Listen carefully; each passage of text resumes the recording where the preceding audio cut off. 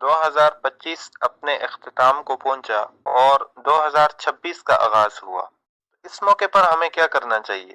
نیا سال منانا تو اسلام میں نہیں ہے۔ اسلام میں تو اس کی کوئی حقیقت نہیں ہے کہ نیا سال منایا جائے، لیکن سوال یہ ہے کہ پھر ہمیں ایسے موقع پر کیا کرنا چاہیے؟ تو ہمیں ایسے موقع پر اپنا احتساب کرنا چاہیے اور یہ سوچنا چاہیے کہ اس سال کو ہم نے اللہ کی نافرمانی میں گزارا یا فرما برداری میں، کون کون باتیں ہم سے اچھی ہوئی، کون کون سے کام ہم نے اچھے کیے تو ان پر اللہ کا شکر کریں، جو کام غلط ہوئے تو ان سے توبہ کریں، اور جو اللہ کی نافرمانیاں ہوئی، جو کام غلط ہوئے تو ان سب باتوں سے، اللہ کی نافرمانیوں سے جو ہوئی ان سے معافی مانگے اور توبہ کرے۔